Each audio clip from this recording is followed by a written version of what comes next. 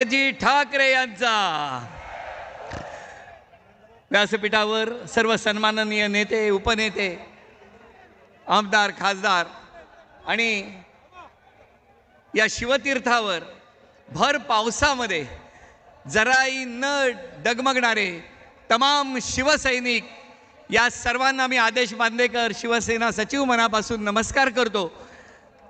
आणि मला असं वाटतं गेले काही दिवस, कारण यंदाचा पाऊस काही थांबत नाही आहे आणि या शिवतीर्थावर सभा होणार की नाही होणार, मेळावा होणार की नाही होणार, अशा सगळ्या चर्चा सुरू असताना या विभागातील, मुंबईतील सर्व शिवसैनिकांनी उद्धवजींच्या नेतृत्वामध्ये कंबर कसली आणि या शिवतीर्थावरती झालेला चिखल त्याचा जराही विचार न करता ज्या ज्या शिवसैनिकांनी दिवस रात्र करून मेहनत केली त्यांच्यासाठी एकदा जोरदार टाळ्या वाजवण्याची विनंती या सर्व शिवसैनिकांना करतो।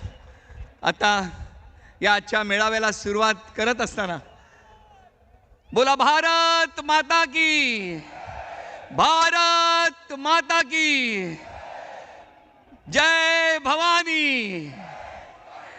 आपण या मेळाव्याची सुरुवात करत असताना मी विनंती करतो शिवसेना उपनेते नितीन बानुगडे पाटील यांना, त्यांनी या मेळाव्याची सुरुवात करावी। नितीन बानुगडे पाटील।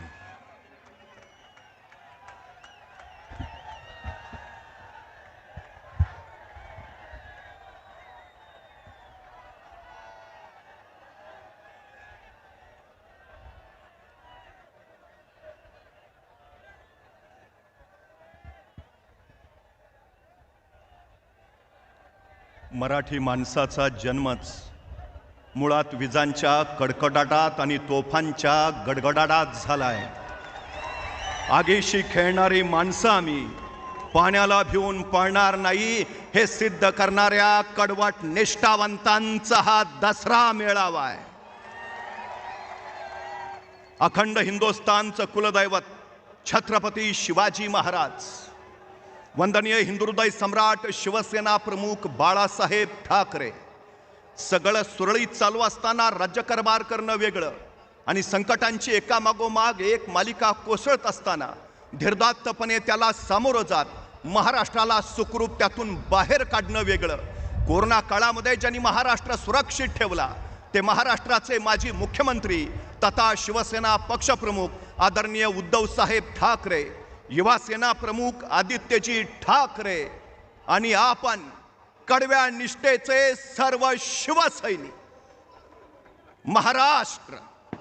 महाराष्ट्र म्हणजे या अक्षांशापासून त्या अक्षांशापर्यंतचा प्रांत नव्हे। महाराष्ट्र म्हणजे या पर्वतापासून त्या पर्वतापर्यंतचं पठार नव्हे। महाराष्ट्र प्रभू रामचंद्रांना वर देणाऱ्या भवानीचा, राम वरदायिनीचा हा महाराष्ट्र।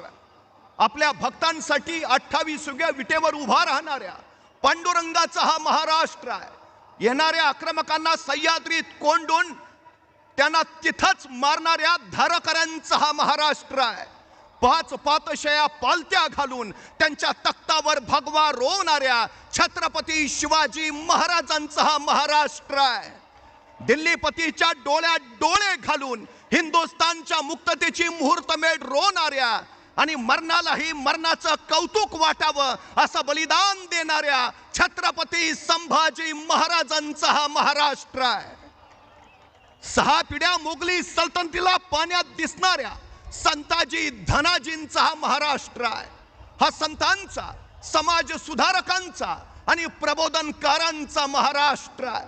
मराठी अस्मिता तेजाळणाऱ्या आणि मराठी माणसाला वाघासारख्या डरकाळ्या फोडायला लावणाऱ्या हिंदुहृदय सम्राट शिवसेना प्रमुख बाळासाहेब ठाकरेंचा हा महाराष्ट्र आहे। या महाराष्ट्राला जसा शौर्याचा वारसा तसा फितुरीचा शापही आहे। संभाजी महाराजांचं निधन झालं आणि औरंग्यानं महाराणी येसूबाई आणि शाहू महाराजांना कैद केलं, पण कैद झालेल्या महाराणी येसूबाई नमेनात, औरंग्याला कुर्णिसात करेनात, औरंगजेब चरफडत राहिला। त्याच वेळी सरसेनापती संताजी घोरपड्यांना मारलं गेलं आणि त्यांचं शिर औरंगजेबाच्या दरबारात दाखवायला आणलं। मराठ्यांच्या महाराणीला नमवायची ही चांगली संधी आहे, असं समजून औरंगजेबानं महाराणी येसुबाई राणी सरकार आणि शाहू महाराजांना दरबारात बोलावलं. त्या दरबारात आल्या आणि त्याच वेळी तबकात असणाऱ्या संताजी घोरपडेंच्या मस्तकावरचं वस्त्र बाजूला गेलं. महाराणीने मराठ्यांचे सरसेनापती बघितले, त्या थरारल्या आणि ताडकन उद्गारल्या, शाहूराजे स्वराज्याचे सरसेनापती आलेत, मुजरा करा. आणि शाहू महाराज येसुबाई राणी सरकार यांनी संताजी घोरपडेंच्या शिराला लावून मुजरा केला. औरंगजेबाचा जळफळाट झाला.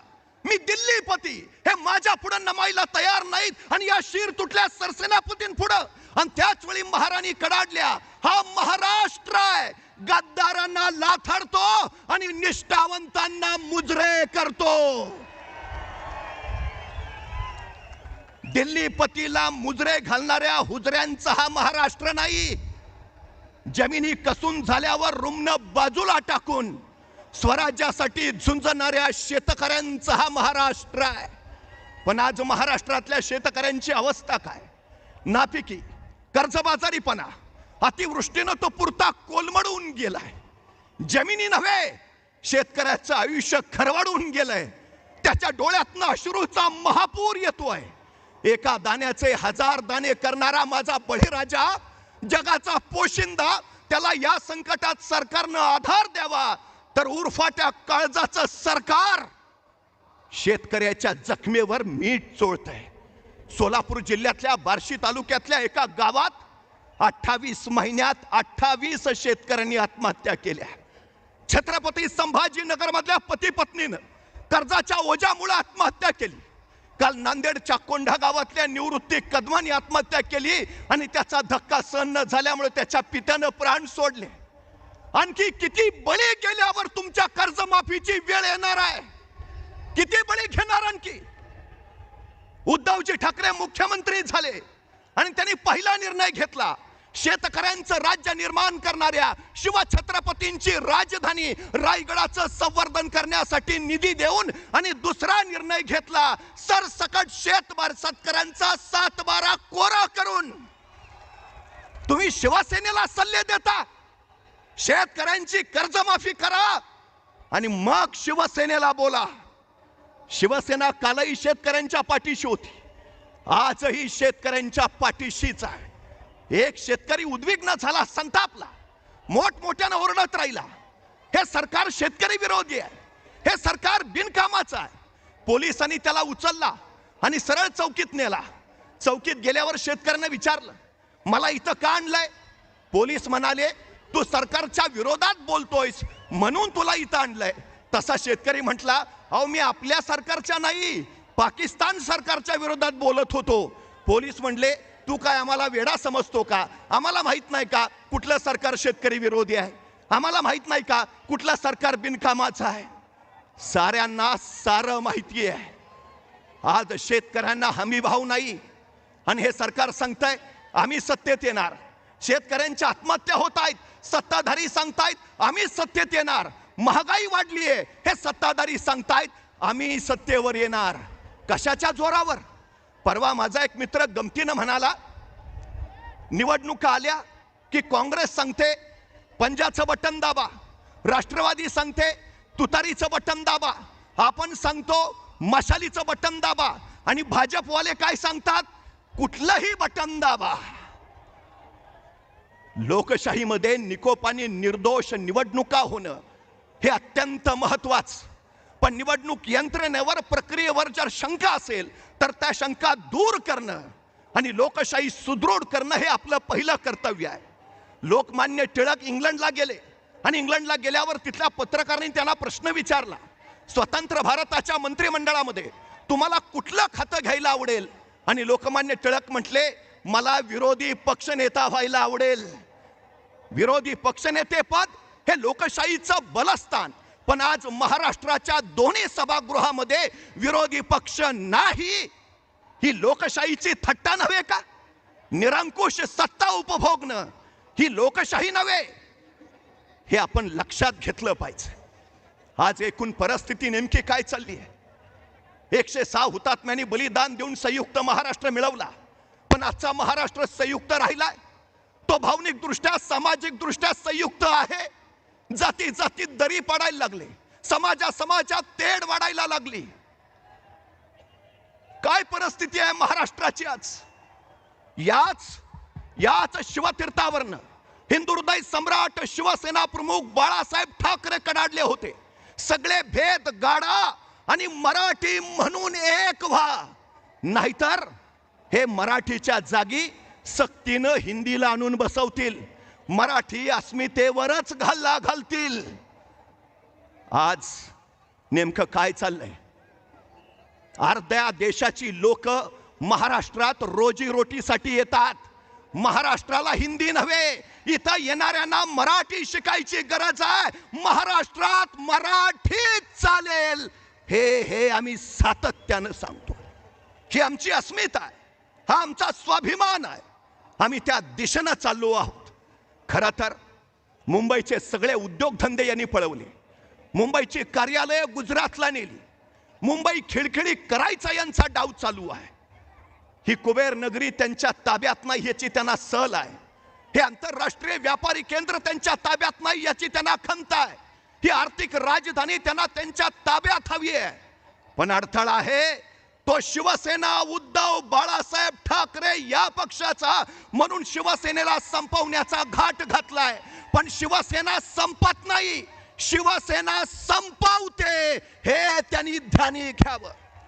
शिवसेना मुंबईचा प्राण आहे, मुंबई महाराष्ट्राचा प्राण आहे, महाराष्ट्र राष्ट्राचा प्राण आहे. महाराष्ट्र मेला तर राष्ट्र मेले, मराठ्या विना राष्ट्र गाडा न चाले. आता उभा राहावं लागेल आम्हाला महाराष्ट्र धर्मासाठी, उद्याच्या नव्या पिढीसाठी. आमची पिढी नेमकी कुठल्या दिशेला चालली आहे आज. कधी आम्ही विचार केलाय.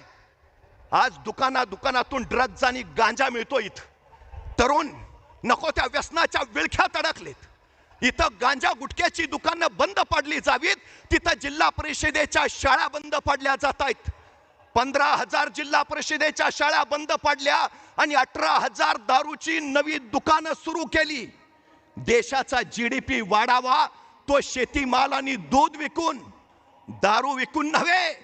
ही कुठली प्रगती आहे. कुठल्या दिशेला आम्ही आमचं राज्य घेऊन निघालोय. कायदा सुव्यवस्था सगळी ढासळली आहे. नोटशाही आणि ठोकशाही उदयाला आली आहे. आज आम्हाला उभा राहावं लागेल, उभा राहावाच लागेल. उद्धवजी ठाकरे मुख्यमंत्री होते, महाराष्ट्रात एकही जातीय दंगल झाली नाही. साऱ्यांना सोबत घेऊन महाराष्ट्राचा विकास हे शिवसेनेचं ध्येय आहे. ही लढाई फक्त शिवसेनेची नाही, ही लढाई मराठी भाषेची आहे, ही लढाई मराठी संस्कृतीची आहे, ही लढाई महाराष्ट्र धर्माची आहे. पन्हाळ्याच्या वेड्यात अडकलेले छत्रपती शिवाजी महाराज, पन्हाळ्याच्या पश्चिमेकडून वादळी पावसाळी किर्र रात्री त्यांनी बांदल फौज आणि बाजीप्रभूंना सोबत घेतलं आणि विशाळगडाच्या रोखानं निघाले. त्या वादळी पावसाळी किर्र रात्रीत 21 तासाचा अखंड प्रवास करून महाराज मसाईच्या पठारावर पोहोचले आणि त्याच वेळी चाहूल लागली. शत्रू पाठलागावर आहे. बाजीप्रभू सांगते झाले, राज निम्मी फौज घेऊन आपण इथून निघा, निम्या फौजनीशी आम्ही ते झुंजितो, साहेबकारी मरितो. राजा म्हणले नाही बाजी, सगळे सोबत लढू. नाही राज, लाख मेले तरी चालतील पण लाखाचा पोशिंदा वाचला पाहिजे. राजा निघा. राजे पुढे निघाले आणि निम्या फौजनीशी आपल्या छातीचा कोट करून बाजीप्रभू झुंजत राहिले, कडाडत राहिले. जाऊन सांगा त्या यमाला, जोपर्यंत राजे विशाळगडावर पोहोचल्याचे तोफांचे आवाज आमच्या कानावर पडत नाहीत तोपर्यंत हा बाजी प्राण सोडणार नाही. राजे पोहोचल्याचे आवाज झाले आणि शीर तुटले, बाजी कोसळले, स्वराज्यासाठी समर्पित झाले, गजखिंड पावनखिंड झाली. आज आम्हाला बाजी प्रभूंच्या त्या जिद्दीची आणि कडकडीत निष्ठेची गरज आहे. उद्धव साहेबांच्या खांद्याला खांदा लावून उभा राहू. जगाच्या पोशिंद्यासाठी, महाराष्ट्र रक्षणासाठी, महाराष्ट्र धर्मासाठी लढत राहू. अन्याय अत्याचार करणाऱ्या महाराष्ट्र द्रोही रावणाचं दहन महाराष्ट्र धर्माच्या मशालीनं करू. चला आता सज्ज व्हा. बोला छत्रपती शिवाजी महाराज की. चहो दिशांना भगवा फडकू द्या. जय महाराष्ट्र.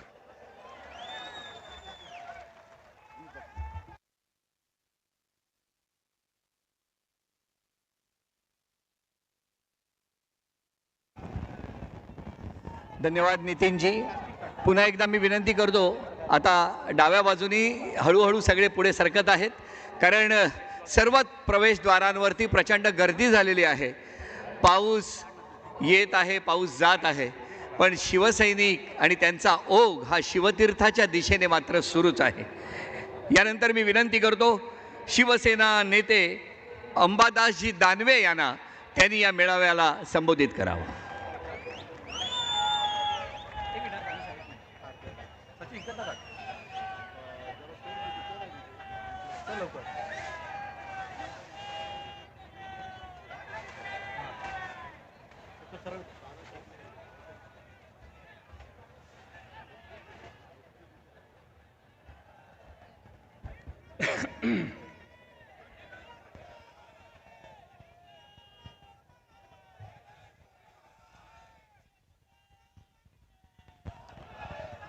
महाराष्ट्राची कुलस्वामिनी आई तुळजाभवानी, सह्याद्रीचा जाणता राजा छत्रपती शिवराय, हिंदू हृदय सम्राट शिवसेना प्रमुख श्रीमान बाळासाहेब ठाकरे यांना मानवंदना. उपस्थित व्यासपीठावरील सर्व शिवसेना नेते, सर्व शिवसेना पदाधिकारी, लोकप्रतिनिधी आणि मैदानावर उपस्थित माता भगिनी आणि बांधवांनो,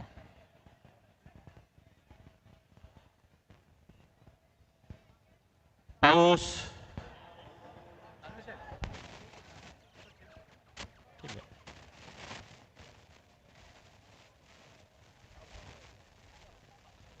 पावसामुळे माईक थोडा बदलला जातोय, त्यामुळे 1 मिनिट थांबा.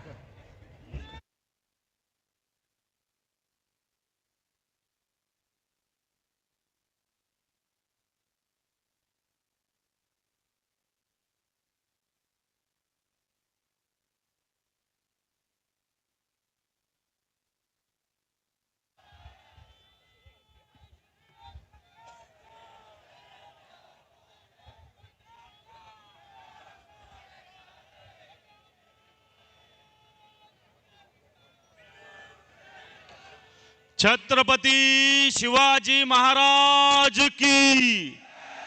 हिंदू हृदय सम्राट शिवसेना प्रमुख श्रीमान बाळासाहेब ठाकरे यांचा, उद्धवजी ठाकरे यांचा, आदित्यजी ठाकरे यांचा. हा आवाज कुणाचा? उपस्थित सर्व माता भगिनी आणि बांधवांनो, काही क्षणात माननीय उद्धवजी ठाकरे साहेब या मैदानावर पोहोचत आहेत आणि पोहोचत असताना आपली ही सभा भर पावसात सुरू आहे. मला वाटत नाही पाऊस कितीही जोरात आला तरी एकही मैदानावरचा माणूस हलणार नाही, उलट्या खुर्च्या वाढत जातील, एकही कमी होणार नाही.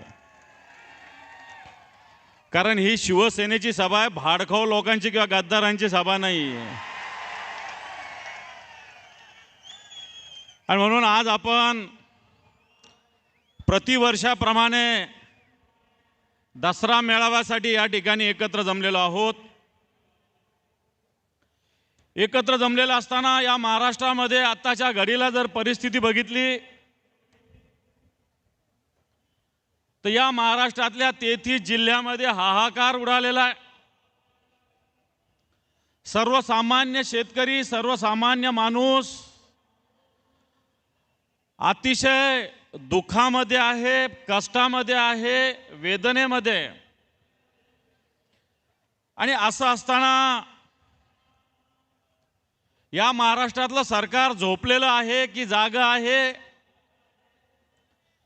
या सरकारला जनतेच्या वेदना दिसतात का नाही दिसतात? या सरकारला कान आहे की नाही आहे, हे वेदना ऐकू येतात का नाही येतात? या सरकारला डोळे आहे की नाही आहे, व्यथा दिसतात की नाही दिसतात?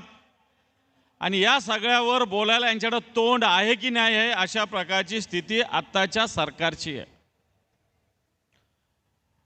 बांधवांनो, मागच्या महिना दीड महिन्यापासून या महाराष्ट्रात अतिवृष्टीनं थैमान घातलेलं आहे.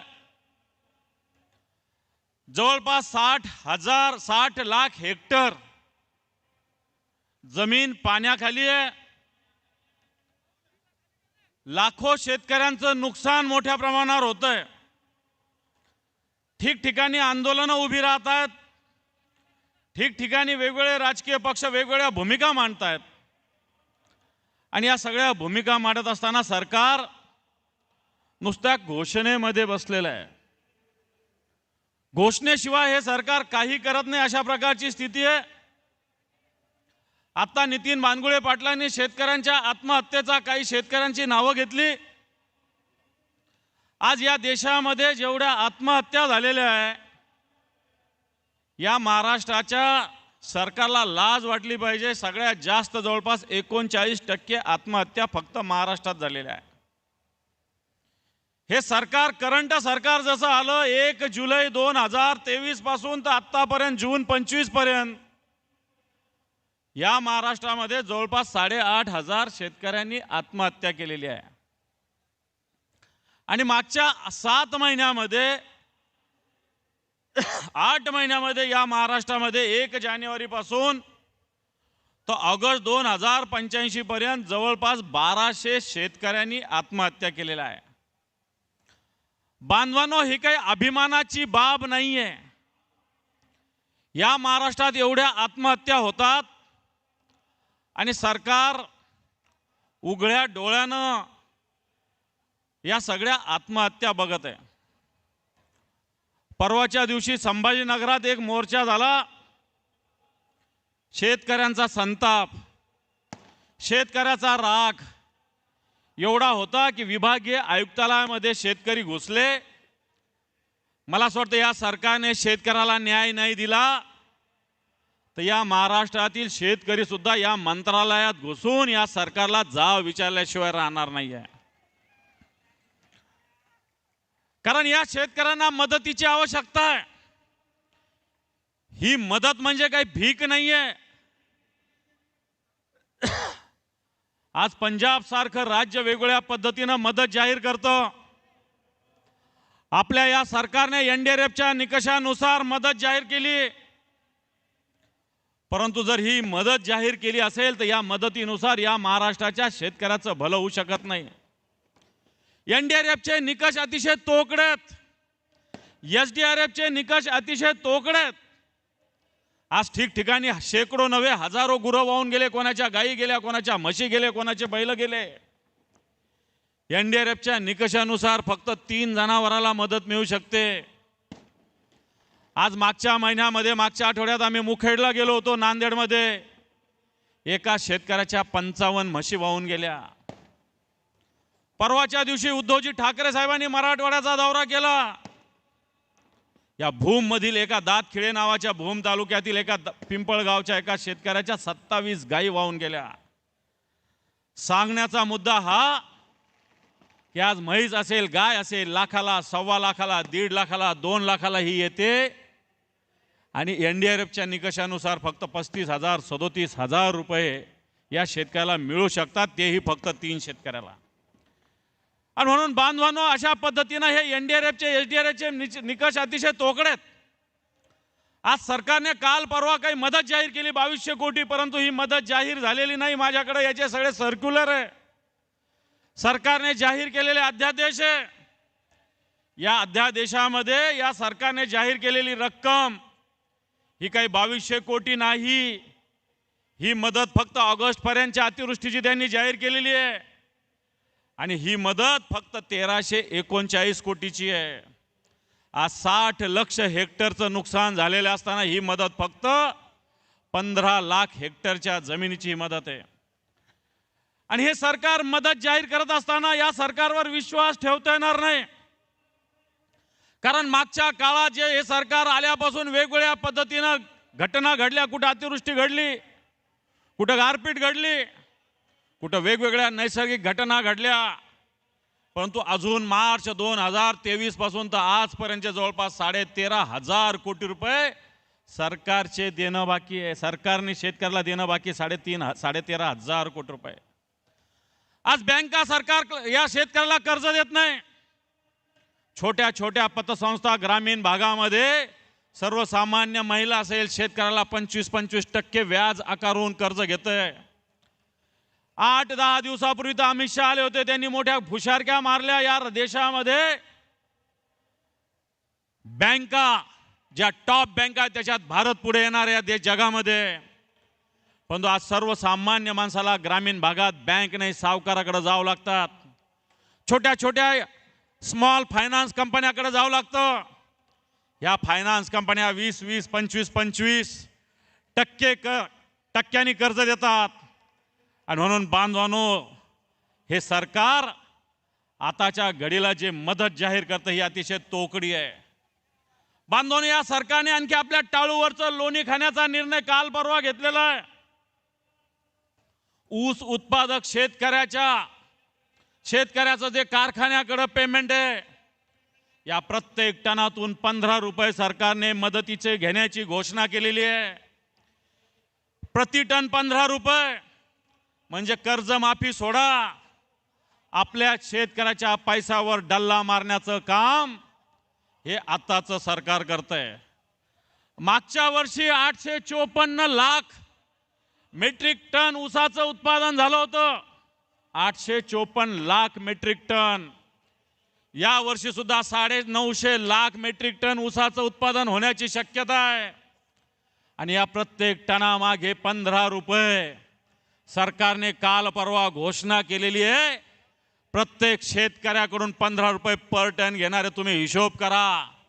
9.5 लाख टन रक्कम जर ऊस निघाला असेल तर याच्यातून कशा पद्धतीनं हे सरकार रक्कम कट करणार आहे. बांधवांनो, पंजाबमध्ये सुद्धा अशाच प्रकारची स्थिती निर्माण झालेली आहे. या पंजाबमध्ये आपचं सरकार आहे, मान नावाचे मुख्यमंत्री आहे. या पंजाबमध्ये हेक्टरी 50,000 रुपये देण्याची या सरकारने घोषणा केलेली आहे. एकरी 20,000 रुपये, हेक्टरी 50,000 रुपये या सरकारने देण्याची घोषणा केलेली आहे.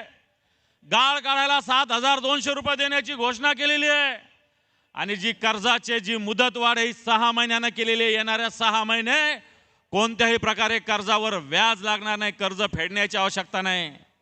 जर पंजाब सारखं राज्य जर हे करू शकतं तर हे महाराष्ट्र एवढं पुढारलेलं राज्य आपण म्हणतो, या राज्यामध्ये पंजाब सारखी मदत देण्याची आत्ताच्या घडीला आवश्यकता आहे. आज या महाराष्ट्रावर 9 लाख कोटीचं कर्ज आहे. 9 लाख कोटीचं कर्ज असताना मागच्या काळामध्ये सातत्यानं शेतकऱ्याची किती रकमेची बाकी आहे मी तुम्हाला सांगितलं. परंतु या महाराष्ट्रामध्ये 400 ज्या कारखान्यात, या कारखान्याकडे आत्ताच्या घडीला ज्या पद्धतीनं थक हमी आहे, 46,000 कोटी रुपयाची थक हमी आहे. 46,000 कोटीची थक हमी सरकारने घेतलेली आहे. सर्वोच्च न्यायालयाच्या आदेशानुसार या थक हमीची रक्कम राज्य सरकारला भरावी लागलेली आहे. आज हजारो कोटी रुपये सरकार भरतंय. मागच्या काळामध्ये काही लोकांनी भारतीय जनता पार्टीमध्ये प्रवेश केलेल्या लोकांच्या कारखान्याला सरकारने थक हमी दिली NCDCच्या मार्फत. अतिशय अवघड आहे NCDCची कर्ज. NCDCचं कर्ज असं आहे की या कारखान्यानं 1 रुपया जरी थकवला तर महाराष्ट्र सरकारचं रिझर्व्ह बँकेमध्ये जे खातं आहे या खात्यातून डायरेक्ट या कर्जाची रक्कम कट होते. ज्या लोक भारतीय जनता पार्टीत गेले, जे लोक भारतीय जनता पार्टीला समर्थन करतात, अशा लोकांना अशा प्रकारचं कर्ज मागच्या काळात दिलं गेलं. त्याच्यातले काही नाव मी सांगू इच्छितो. जे भोरचे आमदार काही थोपटे, त्यांच्या कारखान्याला 409 कोटी रुपये दिले गेले. विखे जे आहेत, विखे पाटलाच्या कारखान्याला 218 कोटी रुपये दिले गेले. या सरकारला जे NCDCच्या मार्फत जे कर्ज दिलं जातंय हे कर्ज मला असं वाटतं राज्याच्या हिताचं नाही. जर शेतकऱ्याची 1 लाखाची थक हमी तुम्ही घेऊ शकत नाही, शेतकऱ्याची 50,000ची 2 लाखाची थक हमी आपण घेऊ शकत नाही, परंतु अशा धनदांडग्या साखर कारखान्याला सरकार मोठ्या प्रमाणावर थक हमी देतंय. आत्ताच्या घडीला या सगळ्या कारखान्याकडे जवळपास 1550 कोटी रुपये येणं बाकी आहे. आणि म्हणून बांधवांनो, हे सरकार या महाराष्ट्रातलं शेतकऱ्याच्या विरोधातलं. पीक विमा होता या महाराष्ट्रामध्ये, 1 रुपया पीक विमा कोणत्याही शेतकऱ्यानं मागितला नव्हता. 2 वर्ष दिला, आता पीक विमा 1 रुपयात बंद केला. 4 ट्रिगर पीक विम्याचे होते, आता फक्त 1 ट्रिगर ठेवलं. नैसर्गिक आपत्तीमध्ये पीक विमा देऊ शकत होतो. आताच्या जर काळामध्ये हा पीक विमा या अटी शर्तीनुसार जर असता तर या लाखो शेतकऱ्यांना विमा देता आला असता. आणि म्हणून मला असं वाटतं आपण शिवसेनेच्या माध्यमातून निश्चित मागणी करू, या पीक विम्याचे जे निकष शिथिल झाले पाहिजे. आज अशा पद्धतीनं सरकारने स्वतःचा खर्च वाचवण्यासाठी या शेतकऱ्याच्या गळ्यावर नख ठेवलेले बांधवांनो. आणि म्हणून येणाऱ्या काळामध्ये शिवसेनेला लढा द्यावा लागेल. पीक विम्याच्या बाबतीत ज्या ज्या अटी शर्ती याच्यात बदल करावा लागणार आहे बांधवांनो. आणि म्हणून खऱ्या अर्थानं येणाऱ्या काळात आपल्याला लढा द्यायचा आहे. उद्धवजी ठाकरे साहेबांनी मागच्या काळामध्ये दौरा केला. हा दौरा मराठवाड्याच्या 5 जिल्ह्यामध्ये झाला. या लातूरमध्ये ते गेले, धाराशिवमध्ये गेले, बीडमध्ये गेले, जालन्यामध्ये गेले, संभाजीनगरात गेले. गावगाव उद्धवजी ठाकरे साहेब थांबले. मोठे बूट घालून चिखलात जायचं नाही असं नाही, शेतकऱ्याच्या शेतामध्ये गेले, शेतकऱ्याच्या व्यथा ऐकल्या, शेतकऱ्याच्या कथा ऐकल्या. उद्धवजी ठाकरे साहेबांनी रात्री उशिरापर्यंत दौरा केला आणि खऱ्या अर्थानं शेतकऱ्याचं दुःख जाणून घेतलं. आणि या काळात शेतकऱ्यांनी कोणती आठवण करून दिली असेल तर उद्धवजी ठाकरे साहेबांनी केलेली 2 लाख रुपयाची कर्जमाफी. आजही शेतकऱ्याला ही 2 लाखाची कर्जमाफी आठवते. आणि म्हणून बांधवांनो, आताच्या या परिस्थितीमध्ये शेतकरी रोज मरत आहे. शेतकरी रोज मरत असताना त्याचा 7-12 कोरा होण्याची आवश्यकता आहे. आज मंत्री वेगवेगळ्या मंत्र्यावर मोठ्या पद्धतीनं कर्ज आहे, पण तो शेतकऱ्याचं कर्ज माफ होत नाही.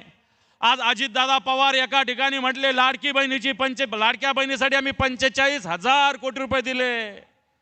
लाडक्या बहिणीसाठी 45,000 कोटी रुपये दिले, पण तो या लाडक्या बहिणीचा नवरा आज मरतोय, या लाडक्या बहिणीचा बाप आज मरतोय, या लाडक्या बहिणीचं कुंकू पुसलं जातंय, या लाडक्या बहिणीच्या लेकरा बाळाचे दप्तर वाहून गेले, या लाडक्या बहिणीच्या लेकरा बाळाला खायला अन्न नाही.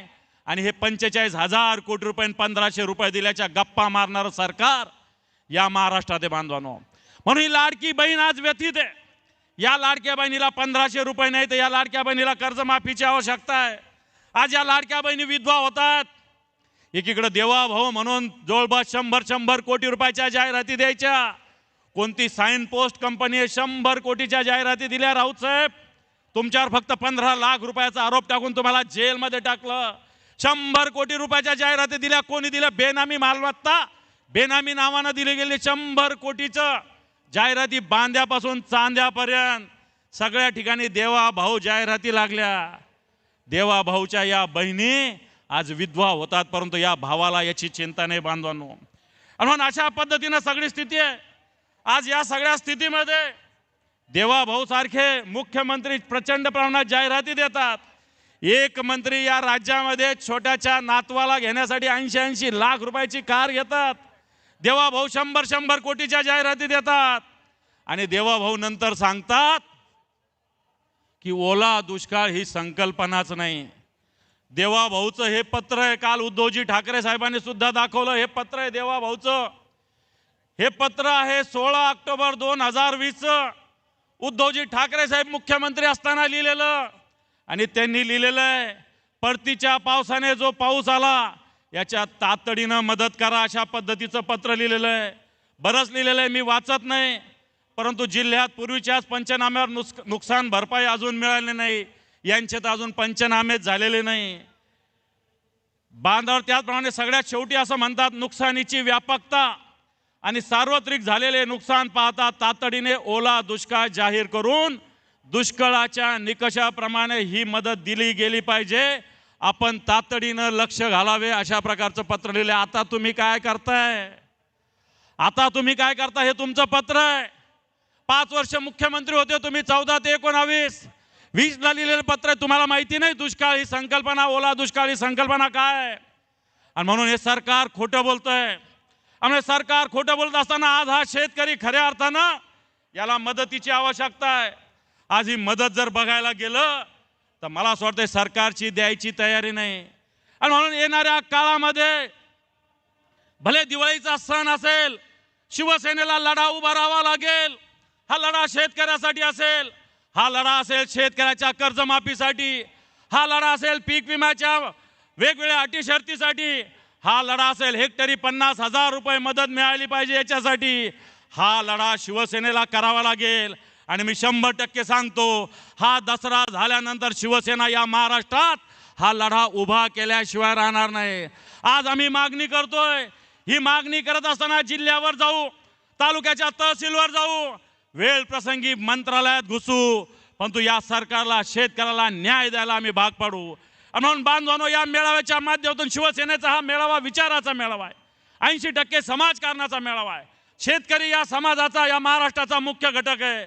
आणि शेतकरी व्यथित असताना, शेतकरी दुखी असताना ही शिवसेना थांबू शकत नाही. आणि म्हणून येणाऱ्या काळामध्ये या दसऱ्याच्या निमित्तानं आपल्याला संकल्प करायचा आहे.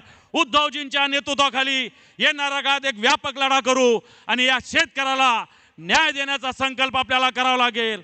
उद्धवजी ठाकरे साहेबांनी दिलेली 2 लाखाची कर्जमाफी, कर्जमुक्ती आपल्याला आठवावं लागेल. ही कर्जमुक्ती खऱ्या अर्थानं या महाराष्ट्राला ऐतिहासिक ठरली होती. आज या सगळ्या कर्जमाफीच्या बद्दल हे सगळे लोक स्वतःचे शब्द फिरवतात, परंतु शब्द फिरवत असताना मला असं वाटतं यांनी सरकार यायच्या आधी काय काय बोलले लक्षात ठेवा, आता काय काय बोलतात लक्षात ठेवा. आणि म्हणून बांधवांनो, ह्या सगळ्या विषयामध्ये शिवसेना शांत बसू शकत नाही. पंजाबने ज्या पद्धतीनं लढा दिला, पंजाब ज्या पद्धतीनं या सगळ्याला शेतकऱ्याला मदत करते, मला वाटतं ही मदत येणाऱ्या काळामध्ये सर्वसामान्य जनतेला मिळण्याची आवश्यकता आहे बांधवांनो. आणि म्हणून ही मदत मिळवण्यासाठी आपल्याला लढा द्यावा लागेल. हा लढा करत असताना शिवसेनेनं ज्या पद्धतीनं उद्धवजींच्या नेतृत्वाखाली एक कर्जमाफी केली होती, येणाऱ्या काळात सुद्धा ही कर्जमाफी आवश्यक आहे. मी फक्त एक व्हिडिओ एक अर्धा मिनिटाचा आपल्याला ऐकवतो.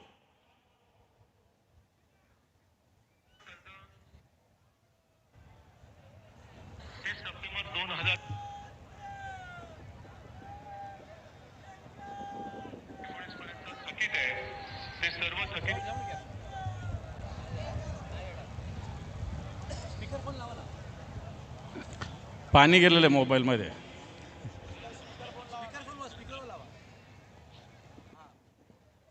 कसं लावतं?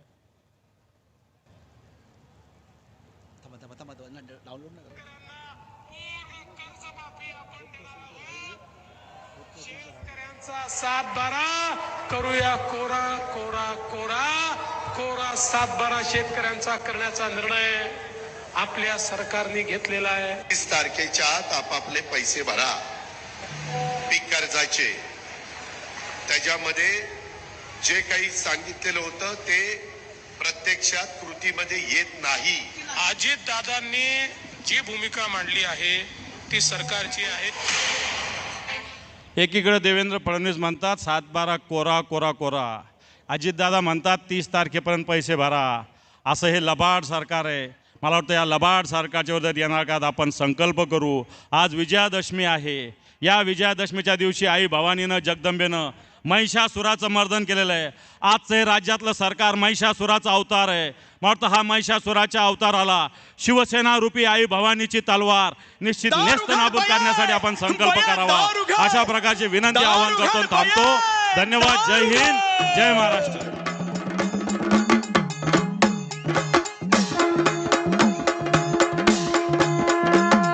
सत्वरी भूवरी ग अंबे, सत्वरी भूवरी, सत्वरी भूवरी ग अंबे, सत्वरी भूवरी. पक्षप्रमुख आदिमाय तू ये, आदिशक्ती तू ये. शिवसेना पक्षप्रमुख आदरणीय उद्धव साहेब ठाकरे यांचं आगमन झालेलं आहे. असुरांचा संहार करा. उद्धव साहेब आगे बढ़ो.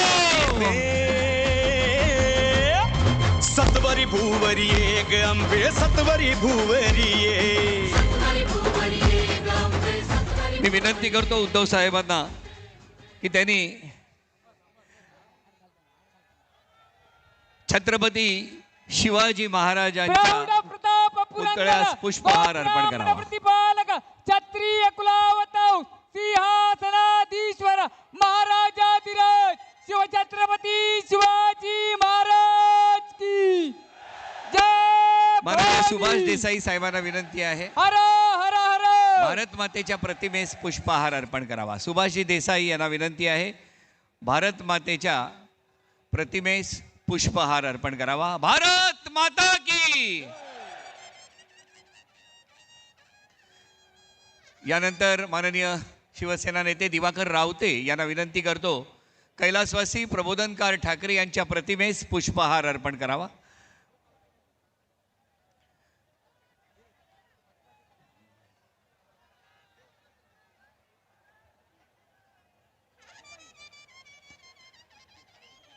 माननीय चंद्रकांतजी खैरे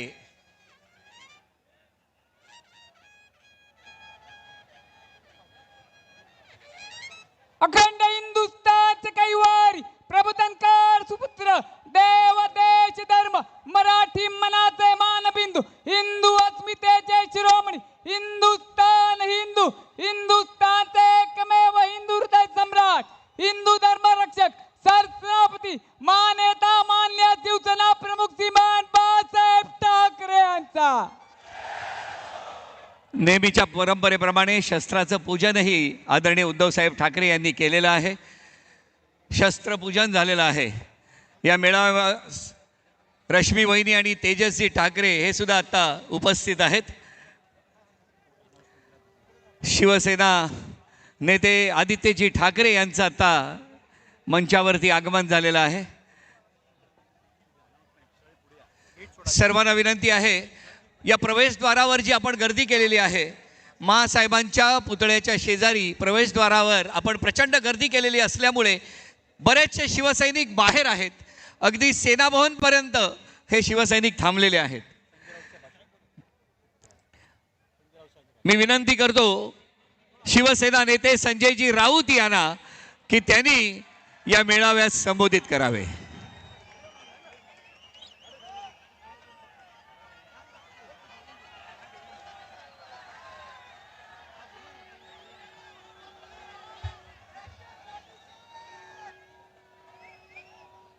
आदरणीय पक्षप्रमुख माननीय उद्धवजी ठाकरे, सर्व मान्यवर नेते आणि या भर पावसात चिखलात या ऐतिहासिक दसरा मेळाव्यासाठी उपस्थित असलेले निष्ठावंत शिवसैनिक, हिंदू हृदय सम्राट शिवसेना प्रमुख बाळासाहेब ठाकरे यांचं आपल्याकडे आज लक्ष आहे. 68 वर्षापूर्वी शिवसेना प्रमुखांनी जी ठिणगी टाकली शिवसेनेची, त्याचा हा पेटलेला वणवा मुसळधार पावसात सुद्धा विझू शकत नाही. या संपूर्ण देश पाहतो आहे. आतापर्यंत नेत्यांची भाषणं व्हायची आणि मग पाऊस पडायचा. या इथे पाऊस वादळ असताना सुद्धा हा मेळावा आपण करतो आहोत आणि हजारोच्या संख्येने आपण इथे जमलेला आहात. हे शिवतीर्थ आहे आणि हे शिवतीर्थ फक्त आपल्या शिवसेनेचं आहे. या शिवतीर्थाच्या पलीकडे आणखी एक शिवतीर्थ आहे, ते सुद्धा आपलंच मानायला पाहिजे. हिंदू हृदय सम्राट शिवसेना प्रमुखांनी ज्या शिवसेनेची स्थापना या शिवतीर्थावर केली, त्या शिवसेनेचा दसरा मेळावा ही महाराष्ट्राची परंपरा आहे. मराठी माणसाची भक्कम एकजूट ज्या शिवसेना प्रमुखांनी केली, त्या शिवसेनेला हादरे देण्याचा प्रकार कोणी किती केला तरी त्या हादऱ्यामध्ये आपण संपून जाणार आहात. आज मला अनेकांनी प्रश्न विचारले, अनेकांनी शंका उपस्थित केल्या. शिवतीर्थावर चिखल झालेला आहे, म्हणजे तुम्ही चिखलफेकच करणार? मी म्हटलं होय, गद्दारांवर चिखलफेकच करणार, त्यांची तीच लायकी आहे. संपूर्ण महाराष्ट्रामध्ये ओला दुष्काळ आहे. मराठवाडा संपूर्ण पाण्यात आणि चिखलात आहे. 8-8 दिवस शेतकरी चिखलात आहे. आपण 2 तास पाण्यात आणि चिखलात ही सभा घेतली तर आपल्याला वाईट वाटण्याचं कारण नाही. महाराष्ट्रात ओला दुष्काळ असेल तर हा आमचा ओला दसरा मेळावा आहे. मित्रांनो, रावणाचा आज अंत करायचा आहे. नेहमी रावणाचं दहन होतं. आता या पावसामध्ये रावणाचं दहन कसं करायचं? रावणाला जाळायचं की रावणाला बुडवायचा, हा विचार करावा लागेल. या मुंबईमध्ये पाऊस आहे. या मुंबईमध्ये रावणाला बुडवायचा आणि दिल्लीतल्या रावणाला जाळायचा. माननीय उद्धव साहेबांनी शस्त्रपूजा केलेली आहे. शस्त्रपूजा करण्याचा अधिकार हा माननीय हिंदुहृदय सम्राट बाळासाहेब ठाकरे यांच्या शिवसेनेचा आहे. मला विचारलं गद्दारांच्या मेळाव्यामध्ये ते काय पूजणार? मी म्हणलं त्यांना शस्त्रपूजा करण्याचा अधिकार असू शकत नाही. मग ते काय पूजणार? मला सांगण्यात आलं त्यांच्याकडून त्यांनी दिल्लीतून अमित शहाचे जोडे आणलेले आहेत. त्यांनी दिल्लीतून अमित शहाच्या चपला आणलेल्या आहेत, जोडे आणलेले आहेत. ते त्यांच्या व्यासपीठावर आहेत आणि त्यांचं पूजन ते करणार आहेत. आम्ही शस्त्रपूजा केली, आम्ही विचारांची पूजा करतो. हे अमित शहाच्या पादुकांची पूजा करतायत. जो तो आपल्या लायकीनुसार वागतो आणि जगतो. हा निष्ठावंतांचा मेळावा आहे. आणि आमची निष्ठा कशी? हम छोटे छोटे फायदे के लिए जमीर का सौदा नहीं करते. हम छोटे छोटे फायदे के लिए जमीर का सौदा नहीं करते. हमारी खून की आखिरी बूंद उद्धव जी आपके दामन पर होगी, आपके दामन पर होगी. हे सरकार महाराष्ट्राचं आणि देशाचं सरकार हे होट चोरीतून आलेलं सरकार आहे. त्याच्यावरती उद्धवजी बोलतील.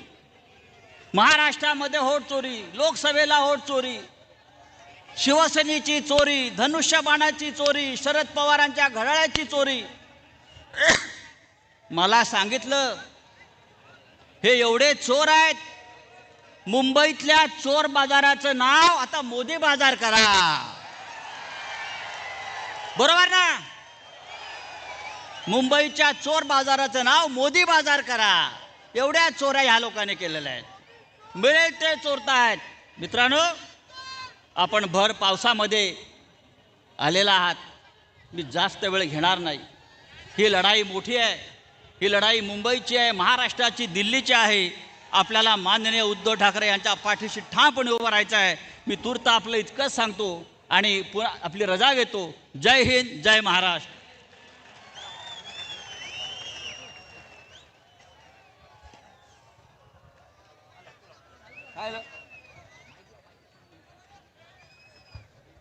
धन्यवाद राऊत साहेब. शिवसैनिक सगळे पावसात आणि आपण बघितलं तर आपलं नेतृत्व आदरणीय उद्धव साहेब सुद्धा भर पावसात आपल्या सोबत. मी विनंती करतो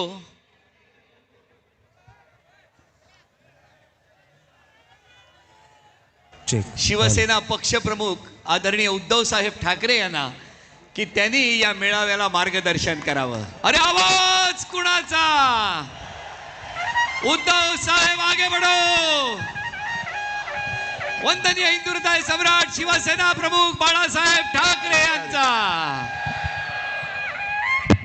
मी मुंबईकर, शिवशक्ती भीमाशक्ती एकजुटीचे प्रणेते, महाराष्ट्रातील तमाम शेतकऱ्यांचे, गोरगरिबांचे, कष्टकऱ्यांचे, वारकऱ्यांचे कैवारी माननीय शिवसेना पक्षप्रमुख, महाराष्ट्र राज्याचे सन्मान्य माजी मुख्यमंत्री, कुटुंब प्रमुख श्रीमान उद्धव साहेब बाळासाहेब ठाकरे यांचा.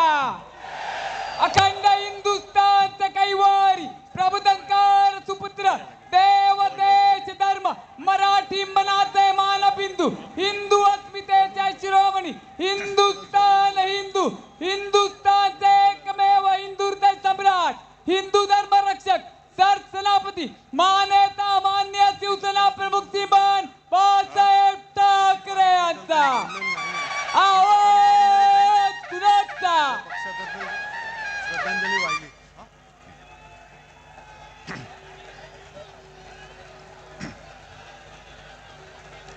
जमलेल्या माझ्या तमाम हिंदू बांधवांनो, भगिनींनो आणि मातांनो,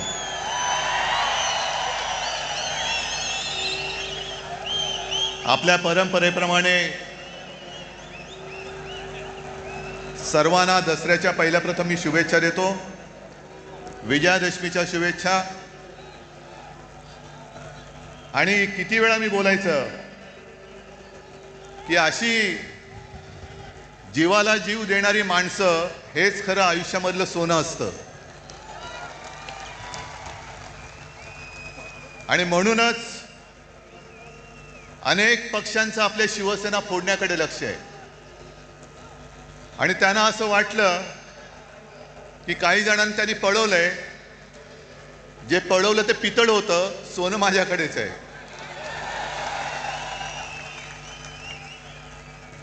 आता घरून येताना मी आजूबाजूला पाहत होतो, वाघाचं कातडं पांघरलेल्या लांडग्याची गोष्ट आपल्याला माहिती आहे, पण बाळासाहेबांची भगवी शाल पांघरणाऱ्या गाढवाचं चित्र मी आज पहिल्यांदा पाहिलं.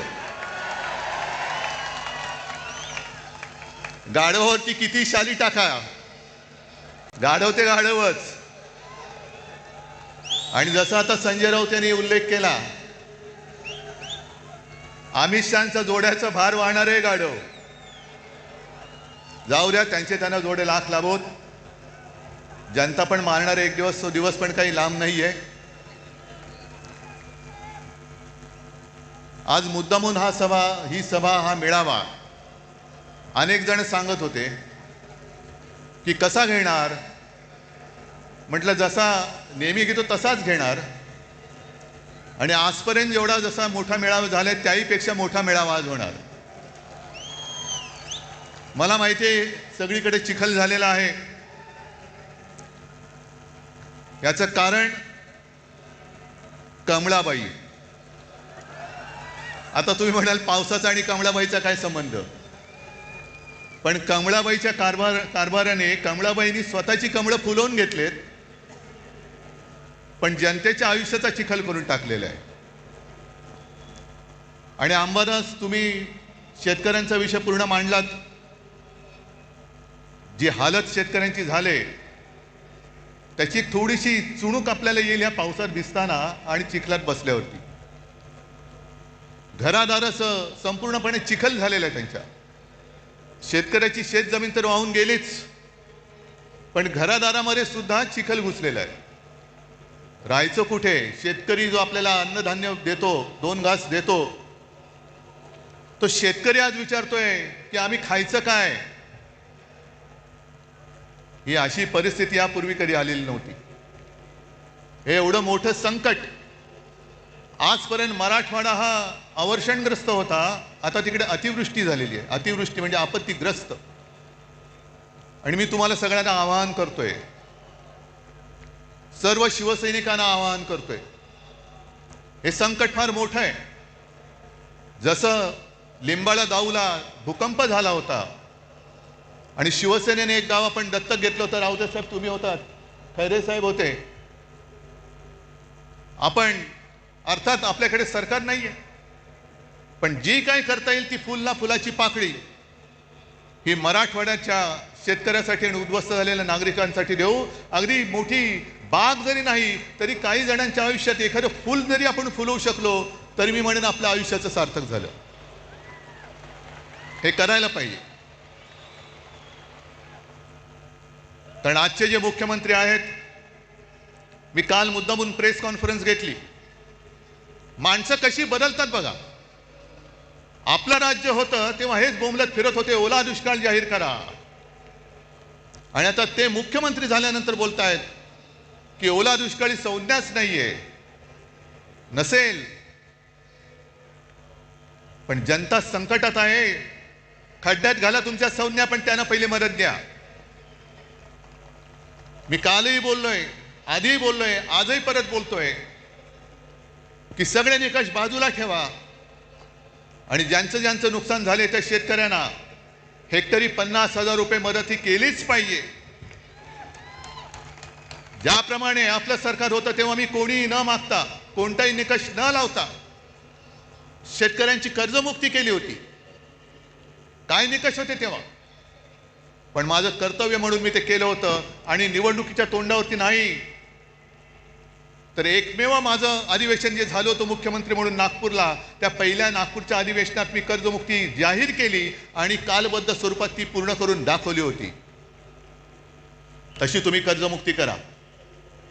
अजून यांची 2017 साली जाहीर केलेली कर्जमुक्ती अजून होते, अजून शेतकरी प्रतीक्षेत आहेत, लाभ कधी मिळणार ते पण गेलं पाण्यात सोडून. पण 2017ची कर्जमुक्ती अजून होत नाहीये. आणि आपण कर्जमुक्त केलं होतं शेतकऱ्याला. दरम्यान कोरोनाचं संकट आलं आणि एक गोष्ट थोडीशी राहिली होती ज्याची सुरुवात केली होती की जो नियमित कर्ज परतफेड करतो त्याला 50,000 रुपये प्रोत्साहनपर राशी म्हणून आपण त्याला द्यायला सुरुवात केली होती. आपण सुरुवात केली आणि या गद्दारांनी त्यांच्या राशी पळवल्या आणि निघून गेले सुरत गुवाहाटीला. म्हणून ते अर्धवट राहिलं. पण आज आपला हा दसरा मेळावा होतोय. आणखीन 2-4 दसरा मेळावे झालेत. बाकीच्यांबद्दल मला काही बोलायचं नाहीये. पण विशेषतः संघाचा जो दसरा मेळावा झाला त्या संघाच्या दसरा मेळाव्याबद्दल मी जरूर बोलणार आहे. कारण 100 वर्ष ही काही थोडी थोडीची वर्ष नाहीये. आज काय योगायोग आहे कल्पना नाही मला, पण संघाची 100 वर्ष पूर्ण होत आहेत आणि नेमकी गांधी जयंती आहे. हा काय योगायोग म्हणायचं की काय मला कळत नाही. पण जशी संघाला 100 वर्ष होत आहेत तसेच आज एक ज्येष्ठ स्वातंत्र्य सेनानी म्हणा, समाजसेवक म्हणा, जी पारेख यांचं दुर्दैवी निधन झाले. त्यांना सुद्धा मी आपल्या सर्वांच्या वतीने एक आदरांजली आणि श्रद्धांजली वाहतो. कारण अशी लढणारी माणसं आता कमी होत चाललेली आहे. जो लढेल तो तुरुंगात जाईल, ही अशा पद्धतीने यांची सरकारची आता नीती आणि वाटचाल सुरू झालेली आहे. जसं तुम्ही सगळ्यांनी बघितलं असाल की या कालच्या अधिवेशनात जनसुरक्षा कायदा आणला गेला. सर्वांनी विरोध केला. आपण केलाच पाहिजे, तो लागू होऊ देता कामा नयेच. मुख्यमंत्र्यांनी आणि त्यांच्या चेलाच्या पाट्याने त्याची मखलाशी केली की हा कायदा असं काही एकट्यासाठी नाही. सगळ्या संघटना जर कोणी अति डावे, कडवे डावे, आम्ही कडवे डावे वगैरे ओळखत नाही. आम्ही देशद्रोही आणि देशप्रेमी दोनच जणांना ओळखतो. पण तुम्ही नुसतं आम्हाला तोंड देखल्या काहीतरी कारण सांगणार असाल तर उदाहरणासकट सांगतो की कसा गैरवापर होतोय. सोनम वांगचुक एक चांगला देशभक्त, सोनम वांगचुक या माणसाने अतिशय दुर्गम भागात लेह लडाख जिकडे कडाक्याची थंडी, नुसती कडाक्याची नाही हाडं मोडतील अशी थंडी असते, त्या थंडीमध्ये आपले जवान नीटनेटके राहावे, त्यांना काहीतरी उबदार एक आडोसा मिळावा म्हणून सोलार टेक्नॉलॉजीवरती त्यांना छावण्या बांधून दिल्या. ती टेक्नॉलॉजी त्यांनी दिली. पाण्याचं दुर्भिक्ष होतं, ते दुर्भिक्ष होऊ नये, पाणी मिळालं पाहिजे म्हणून त्यांनी आईस तुपाची योजना आणली. काल परवापर्यंत जे मोदींची स्तुती करत होते, पण त्याने आंदोलन सुरू केलं का? न्याय हक्कासाठी. लेह लडाखला न्याय हक्क मिळालाच पाहिजे. न्याय हक्क ही लोकशाहीतली मूलभूत गरज आहे आणि न्याय हक्कासाठी त्यांनी लढाई करत होते, करतायत. उपोषण चालू ठेवलं होतं पण सरकार ढुंकून बघायला तयार नाही. मग पेटले सगळे. काय त्याला आता जेनजी जसं नेपाळमध्ये पेटले, लेह लडाखमध्ये रस्त्यावरती आले आणि मोदी बाबांनी त्यांना सरळ उचलून रासुकाखाली आत टाकून दिलं. जा, 1 वर्षाचा बाहेरच पडणार नाही. हा जनसुरक्षा कायदा, हम करे सो कायदा, तोच आपल्याला तोडून मोडून टाकायचा आहे. तोच तोडून मोडून टाकायचा आणि टाकलाच पाहिजे. कारण मोदींची स्तुती करत होते तोपर्यंत वांगचुक हे देशद्रोही नव्हते. पण त्यांच्यावरती आता आरोप ठेवले की तुम्ही पाकिस्तानमध्ये जाऊन आलात, एका शिष्टमंडळातनं ते पाकिस्तानला गेले होते, म्हणून देशद्रोही म्हणून जर वांगचुक यांना अटक होणार असेल तर नवाज शरीफचा केक गपचूप जाऊन खाऊन येणाऱ्या मोदींना काय म्हणायचं ह्या सुद्धा प्रश्नाचं उत्तर आम्हाला मिळालं पाहिजे. न्याय हक्क मागणं हा या देशामध्ये देशद्रोह होतोय. आणि म्हणून काही वेळेला असं वाटतं की या सगळ्या कमळाबाईंनी चिखल करून ठेवलाय. जो म्हणतोय ते तुम्हाला आता कळेल. एक एक गोष्टी मी तुम्हाला सांगेन तसं. एक तर भाजप आणि प्रशासन सरकार चालवण्याचा सुतराम संबंध नाही, दुरान्वयाने सुद्धा संबंध नाहीये. 3 वर्ष मणिपूर जळतंय. आता काल परवाकडे मोदी मणिपूरमध्ये गेले. 3 वर्ष जळते मणिपूर. तिथल्या महिलांची धिंड निघते, धिंडवडे निघतात अब्रूचे. ना मोदी जायला तयार, ना दुसरे व्यापारी जायला तयार. पण एवढं करून मोदी गेले. आम्हाला असं वाटलं की मोदी काहीतरी तोडगा काढतील, ज्यांच्यावरती अत्याचार झाले त्यांना काहीतरी सांत्वन करतील. पण गेल्यानंतर त्यांचं भाषण आलं होतं. हसायचं की रडायचं. मणिपूरमध्ये गेल्यानंतर मोदीजीने भाषण केलं, मणिपूर के नाम में ही मणी है. ते तिकडे जाऊन कशाला बघायला पाहिजे, आम्हाला इथेही कळतं. म्हणून मराठी सक्तीची पाहिजे. मणिपूरमध्ये जाऊन तुम्हाला मणिपूरमधला मणी दिसला, पण मणिपूरच्या जनतेच्या डोळ्यातलं पाणी नाही दिसलं. तिथली जनता रडते, तिथली जनता आक्रोश करते. पण आमचे पंतप्रधान तिकडे जाऊन मणिपूर के नाम में ही मणी आहे. कशाला जाता मग तिकडे? ही जी यांची सगळी जी वृत्ती आहे, मला असं वाटतं काही वेळेला विचार केल्यानंतर की भाजप म्हणजे आता अमिबा झालेला आहे. अमिबा म्हणजे तो एक पेशी प्राणी असतो, काय जीव असतो, तो सगळ्यांना शाळेमध्ये होता. अमिबा वाटेल तसा वेडा वाकडा कसाही पसरतो, जिकडे लागेल तिकडे युती करतो. झालं काम की इकडचा हात काढला तिकडे हात करतो, तिकडचा. पण एक पेशी मीच शरीरात गेलं तर पोट बिघडतं. तसे समाजात घुसले तर शांती नाहीशी होते. म्हणून मी त्यांना अमिबा म्हणतोय, म्हणून अभिमा म्हणतोय. आणि आमचे जे मुख्यमंत्री आहेत, हे मुख्यमंत्री आम्हाला शिकवत आहेत. म्हणून मी बातमी घेऊन आलोय. इंडिया टुडेने सर्वे केलाय, तुमच्यापर्यंत आलाय. इंडिया टुडेने एक सर्वे केला की most popular CM across India. आता गेल्या 2-3 महिन्यातला सर्वे आहे, म्हणून मी त्याचं कागदच घेऊन आलेलो आहे. आपल्या वेळेला पहिल्या 5 मध्ये महाराष्ट्राचा मुख्यमंत्री येत होता. माझं कर्तृत्व नव्हतं, हे तुमचं सहाय्य होतं. महाराष्ट्राच्या जनतेचं कौतुक होतं, ते माझं नव्हतं.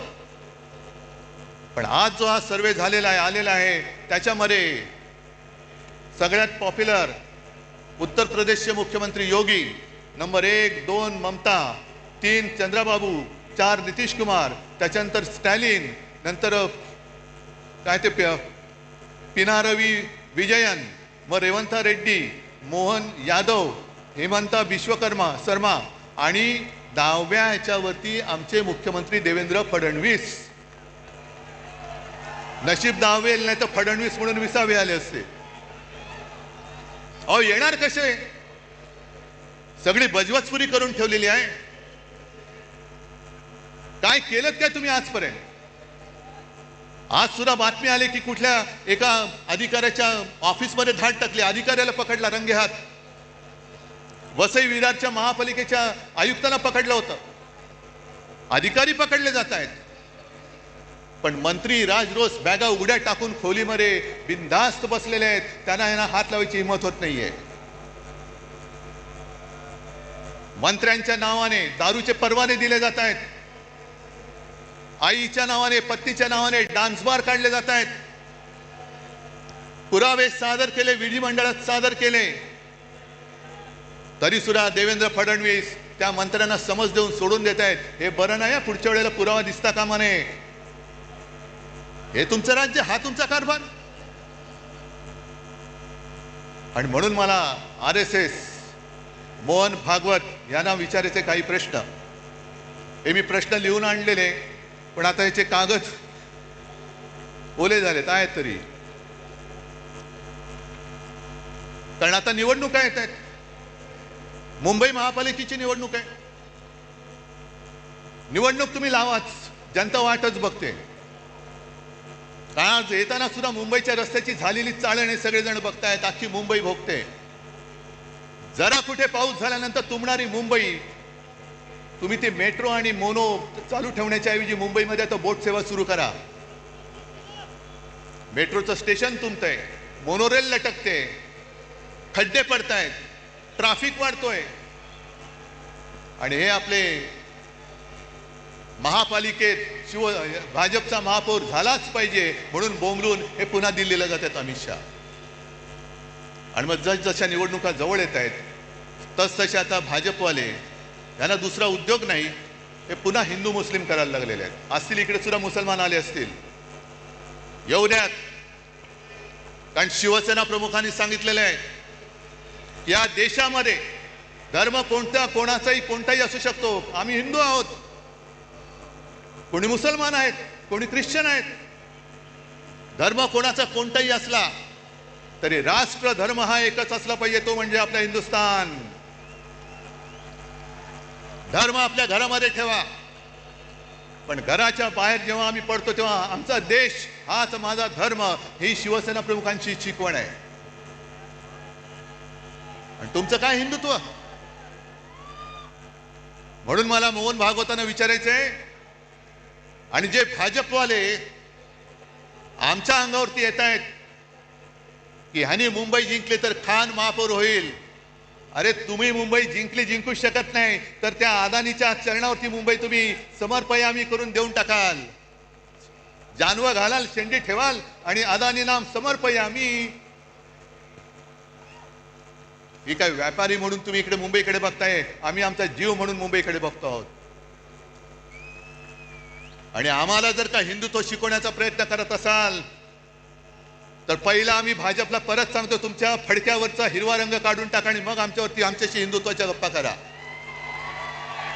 पहिलं ते तुमचं फडकच आहे, तो भगवा असूच शकत नाही. कारण भगवा हा शिवसेनेच्या हातामध्ये आहे, शिवसैनिकाच्या हातामध्ये आहे. तुमच्या फडक्यावरचा हिरवा काढा आणि मग आमच्या अंगावरती या. आणि मग 100 वर्ष झाल्यानंतर मोहन भागवतांना मी सांगतोय की भागवत साहेब, हे तुमचे चेले चपाटी आहोत. 100 वर्ष झाल्यानंतर तुम्हाला समाधान आहे का की ज्या कामासाठी 100 वर्ष संघाने मेहनत केली आणि त्या मेहनतीला आज लागलेली ही विषारी फळं, ही फळं बघितल्यानंतर तुमचं समाधान होतंय का? तुम्हाला आनंद मिळतोय का की यासाठी केला होता अट्टहास, ही विचारी सगळी फळं त्या झाडाला लागलेत? आणि मला असं वाटतं की कदाचित भागवत साहेबांना सांगता येत नसेल, पण RSSचा हेतू ब्रह्मदेवाचा बाप होण्याचा असेल. पण ब्रह्मदेव नाही झाला, ब्रह्म राक्षस झालेला आहे. आणि मुद्दामून तुम्हाला सांगतो, मी ब्रह्म राक्षस हा शब्द जाणीवपूर्वक वापरतो आहे.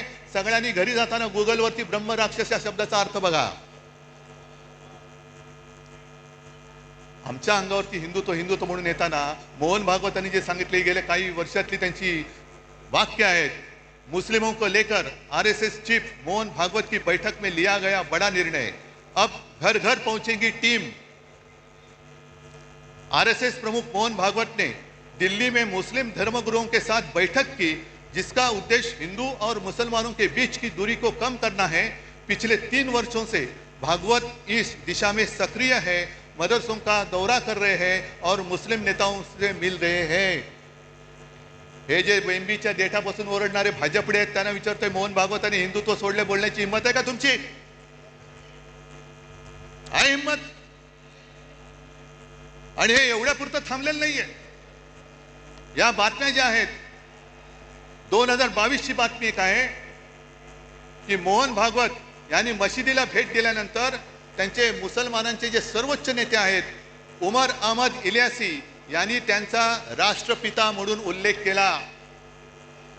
हिंदुस्थान मधल्या मुसलमानांच्या सर्वोच्च नेत्याने मोहन भागवतांचा राष्ट्रपिता म्हणून उल्लेख केला. जा भाजपड्यांना विचारा त्यांना जाऊन की हिंदुस्थानचे राष्ट्रपिता म्हणालेत का पाकिस्तानचे राष्ट्रपिता त्यांना म्हणालेत? आमच्या अंगावरती येतं.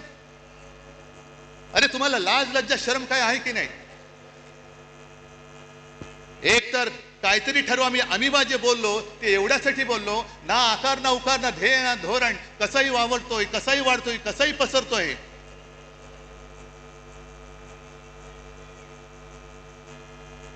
आणि जरा थांबा, मला बोलू द्या, नाही तर इकडून वाचन करा. हे एवढ्या पुरतं थांबत नाहीये. मोहन भागवत बोललेले आहेत की या देशामध्ये राहतो तो प्रत्येक जण हिंदू आहे. मग हे तुमचे जे चेले चपाटे करतायत, हिंदू मुस्लिम, आम्ही जे सांगतोय परत मी त्याच्यावर ठाम आहे की हा देश जो स्वतःचा मानतो तो आमचा आहे. त्या सोफिया कुरेशी ज्यांना हे भाजपवाले पाकिस्तानांची आणि अतिरेक्यांची बहीण बोलले होते, ती सोफिया कुरेशी आमची सगळ्यांची बहीण आहे. हे आमचं हिंदुत्व आहे. पण काहीतरी एक दिशा ठरवा, काहीतरी एक कुठे जायचं ते ठरवा. कारण एका बाजूला तुम्ही सोफिया कुरेशीला पाकिस्तानांची बहीण म्हणताय, अतिरेक्यांची बहीण म्हणताय, दुसऱ्या बाजूला बिल्किश बानोवरती अत्याचार करणाऱ्यांची तुम्ही स्वागत करून मिरवणूक काढताय. आणि त्याच वेळेला मोदी सांगतायत की मुस्लिम महिलांकडनं रक्षाबंधन करून घ्या. एका बाजूला बटेंगे तो कटेंगे म्हणायचं, आणि दुसऱ्या बाजूला मोदी सांगतात की लहानपणी त्यांच्या आजूबाजूला मुस्लिम लोकांची सगळी वस्ती होती, त्यांच्या घरी ईदच्या वेळेला जेवण सुद्धा मुस्लिम घरातून यायचं. काय नेमकं तुम्ही देशप्रेमी तरी आहात का? नक्की तुम्ही हिंदू तरी आहात का? जा स्वतःच तपासून घ्या. हिंदू म्हणून काय असतं ते आहे की नाही नीट बघून या. आणि देशप्रेम तुम्ही आम्हाला शिकवताय. काल परवाकडे झालेली जी क्रिकेट मॅच, एशिया कप, तो जिंकल्यानंतर जो माणूस क्रिकेटची तुलना युद्धाबरोबर करतो तो माणूस बेशरम आहे.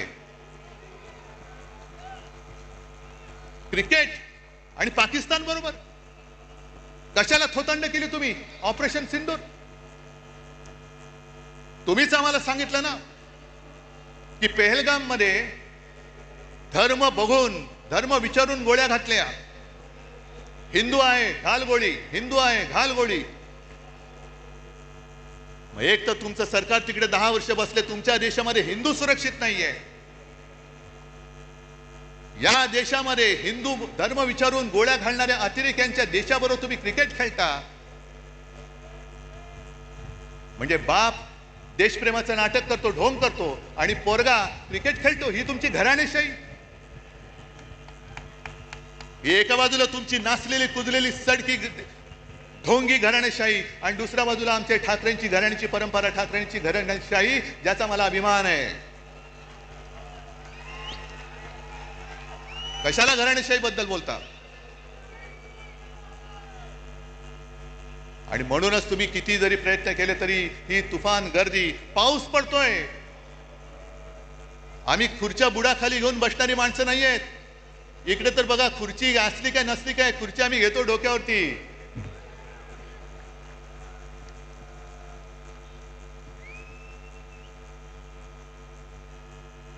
आणि मुंबईच्या बद्दल जर का बोलायचं झालं, कारण आता निवडणुका मागून निवडणुका येणार. काल परवाकडे जेव्हा मी शेतकऱ्यांच्या दौऱ्यावरती गेलो होतो, पाहणी त्यांच्याशी बोलत होतो, शेतकरी उद्विग्न आहे, रडतोय. आणि काही जण मला येऊन बोलत होते की साहेब, तुमच्या काळात तुम्ही केलेली कर्जमुक्ती तशी आम्हाला पाहिजे, तुम्ही आम्हाला परत हवे आहात. म्हटलं आता दादा त्याच्यामध्ये जाऊ नकोस, पहिलं तुला संकटातून बाहेर काढावं लागेल. पण एक वाक्य बोलताना तो बोलून गेला, ते फार महत्वाचं आहे. म्हणून मी जी काल मागणी केली लाडक्या बहिणीबाबत, ती त्याच्यासाठी केलेली आहे. निवडणूक आल्यानंतर महिलांच्या अकाउंटमध्ये 1,500 रुपये टाकले गेले. आणि ही गोष्ट काही प्रमाणात आपण मान्य केली पाहिजे की महिला थोड्याशा, नाही म्हटलं तरी जिकडे खायला अन्न नाही तिकडे 1,500 रुपये मिळत असतील, आणि घरापुरते 1-2 रात्री मुलाबाळांना काहीतरी खाऊ देऊ शकत असेल, तर महिला थोड्याशा नाही म्हटलं तरी अरे हे बरं चाललंय. पण तो शेतकरी बोलला की साहेब, ही भाजपची औलाद आहे ना, ही आता पगारी मतदार तयार करते, पगारी मतदार.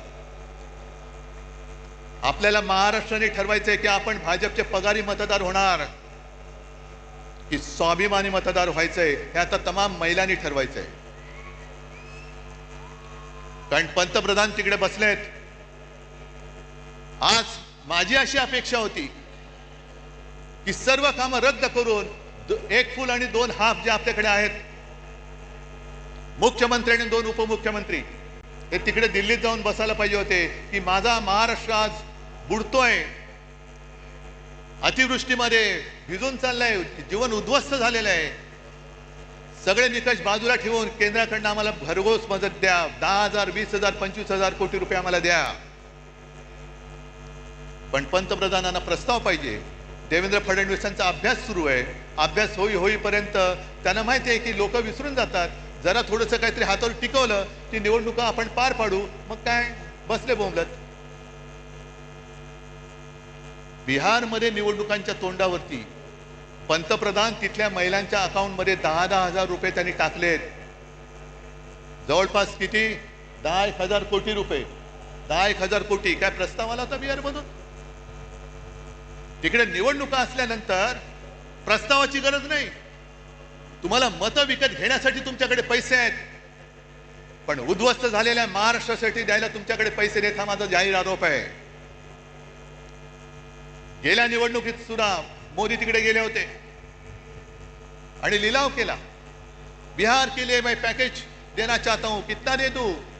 50,000 दे दूं कि 70,000? 70,000 दे दूं कि 90,000? आणि करत करत करत 1.25 लाख कोटी रुपये त्यांनी तिकडे जाहीर करून टाकले होते. 1.25 लाख कोटी मिळाले की नाही मिळाले बिहारच्या जनतेला माहिती. म्हणजे तुमच्याकडे पैसे आहेत, पण तुम्हाला तुम्ही महाराष्ट्रावरती अन्याय करताय. अन्याय तुमच्या मनामध्ये आहे. महाराष्ट्रावरती सूड घ्यायचंय तुम्हाला. हे जे राजकारण चाललेलं आहे, म्हणून मी जे काय म्हटलं की भाजप आणि सरकार यांचा सुतराम संबंध नाहीये. सुतराम संबंध नाहीये. याला प्रत्येक गोष्टीमध्ये महोत्सव साजरे करायचे. बचत महोत्सव, बचतोत्सव. जीएसटी कमी केला, लावला कोणी होता? नेहरूने लावला होता. नेहरूने लावला होता का जीएसटी? मग गेले 8 वर्ष तुम्ही लुटलात संपूर्ण देशाला. 125 लाख कोटी रुपये तुम्ही तिकडे खिशात घालून बसलात. म्हणजे मला तो राजेश खन्नाचा पिक्चर आठवला. कुठला तो आज का MLA का काहीतरी पिक्चर आहे. त्याच्याकडे काही हॉटेलवाले येतात आणि सांगतात की अमुक एका पदार्थाची किंमत वाढवायची. ते सगळे म्हणतात अहो किंमत वाढवली तर लोक बोंबलतील. तुले कितना चाहते हो? नहीं दुगना करना चाहता हूं. नहीं ठीक है आप तिगना कर दो, तिप्पट करा. सगळे आजूबाजू सांगतात हो तिप्पट काय लोक रस्त्यावरती उतरतील. म्हणजे राजेश खन्ना मुख्यमंत्री असतो सांगू उतरने दो. लोग रस्ते पे उतरेंगे, आंदोलन करेंगे, तोडफोड होईल. मग लोक माझ्याकडे येतील. मग मी हॉटेलवाल्यांना बोलवीन आणि त्यांना सांगेन तिप्पट नाही तुम्ही दुप्पट करा. त्यांचंही काम झालं आणि आपलंही काम झालं. या पद्धतीने तुम्ही सरकार चालवताय. आणि मुंबई महापालिकेची निवडणूक जी मी बोलत होतो ती होऊनच द्या. मुंबई महापालिका सुद्धा यांनी कशी गहाण टाकलेली आहे. एक तर तुमचा ज्याच्याशी संबंध नाही ती सगळी कामं स्वतःवरती त्याचं श्रेय घेत आहे. बीडीडी चाळ आम्ही केली. कुठे केली? बीडीडी चाळीचं भूमिपूजन मी केलं होतं. सोबत शरद पवार होते आणि आदित्यनी तिथे आणि त्याच्याबरोबर जितेंद्र आव्हाडांनी मेहनत केलेली आहे. मुंबईचा कोस्टल रोड आम्ही केला. अरे लोक माहिती आहे ना लोकांना स्वप्न कोणाचं आणि पूर्ण कोणी केलं. आणि आज सुरतानी एक गोष्ट केली जी गोष्ट आदित्य इतके वर्ष बोलत होता की मुंबई हे न झोपणारं शहर आहे. दिवसा जे ऑफिसमध्ये जातात त्यांना दिवसा जेवणाची आणि खाण्याची पिण्याची म्हणजे पाणी पिण्याची नाही सोय असते. तर रात्री काम करणाऱ्यांनी ती का असू नये? तेव्हा भाजपवाल्यांनी जो काय नंगा नाच केला होता संस्कृती नाईट लाईफ. अहो नाईट लाईफ म्हणजे तुम्ही मकावला जाऊन नाईट लाईफ वाले तसं नाईट लाईफ नाही. कळलं ना? हा हे मकावला जाऊन यांचं नाईट लाईफ फुलणार आणि आम्हाला इकडे शिकवणार साधन सुचिता. आज जे आपण बोलत होतो तेच त्यांनी केले. रात्री सुद्धा आम्ही पब आणि बारची मागणी करतच नव्हतो. उलटा आमचं म्हणणं आहे बार रद्दच करा. जे तुमचे मंत्री चालवत आहेत त्यांना पहिल्या मंत्रिमंडळातून काढा ही आमची मागणी आहे. पण सगळं श्रेय आपल्याकडे घ्यायचं आणि दुसरं तुमच्याकडे द्यायची. मुंबई महापालिका सुद्धा आज जवळपास 2.25 लाख कोटीच्या तुटीमध्ये आणि खड्ड्यामध्ये टाकलेली आहे. सहन करायचं आपण, बघत बसायचं आपण. आणि निवडणूक घेऊ शकतील असं मला वाटत नाही, कारण लोकप्रतिनिधी ज्या दिवशी सभागृहात जातील त्या दिवशी यांनी 3 वर्षात खाल्लेली सगळी मुंबईची तिजोरी ही जनतेसमोर येईल. आम्ही आणणार, व्हाईट पेपर पहिला काढणार, त्याच्यावरती व्हाईट पेपर काढणार आहे. बोलण्यासारख्या बऱ्याच गोष्टी आहेत, मला हरकत नाहीये, पण तुम्ही तरी किती वेळ भिजणार?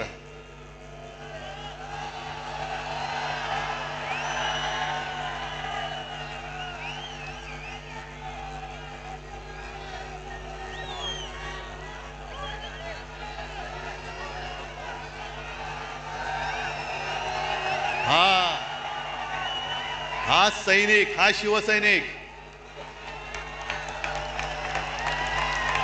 हा खरा शिवसैनिक. नाही राहू द्या, तुम्ही कितीही जल्लोषात असला तरी मला थोडं भान ठेवून बोलायला पाहिजे. मग काही जणांची अपेक्षा आहे की उद्धव ठाकरे पुढचा कार्यक्रम काय देणार. आणि आत्ता कोण बोललं रे, उद्धव ठाकरे आणि राज ठाकरे एकत्र येणार का? अरे मग 5 जुलैला काय केलं होतं आम्ही? आणि तेव्हा मी बोललेलो आहे, आम्ही एकत्र आलोय ते एकत्र राहण्यासाठी. जिथे माझ्या मातृभाषेचा घात होत असेल तिथे मी मराठी माणसामध्ये फूट पडू देणार नाही. आणि मराठीवरती हिंदीची सक्ती मी आज जाहीरपणाने परत सांगतोय. आमचा हिंदीला विरोध नाही, पण आमच्यावरती सक्ती करायची नाही, हे सुद्धा तेवढंच महत्वाचं आहे. जी भाषावर प्रांतरचना झाली त्या प्रांतरचनेप्रमाणे प्रत्येक भाषेला एक प्रांत मिळाला. मग गुजराती लोकांना गुजरात मिळालं, बंगाली लोकांना बंगाल मिळालं, कानडी लोकांना कर्नाटक मिळाला, तमिळ सगळंच मिळालं, राजस्थान असेल, मध्य प्रदेश असेल, झारखंड असेल. तसा मराठी भाषेला महाराष्ट्र मिळाला. भाषावर प्रांतरचना झाल्यानंतर प्रत्येक राज्याला राज्याचं सरकार मिळालं, राज्याची राजधानी मिळाली. पण महाराष्ट्राला महाराष्ट्राची राजधानी मिळाली नव्हती. ती मुंबई, मराठी माणसांनी रक्त सांडून मिळवलेली मुंबई, ही जर का या व्यापाऱ्यांच्या खिशात जात असेल तर खिसा फाडून आम्ही मुंबई राखल्याशिवाय राहणार नाही. त्याच्यामुळे या ज्या काही कंड्या पिकवल्या जात आहेत, दसरा मेळाव्यात राज ठाकरे येणार का, उद्धव ठाकरे जाणार का,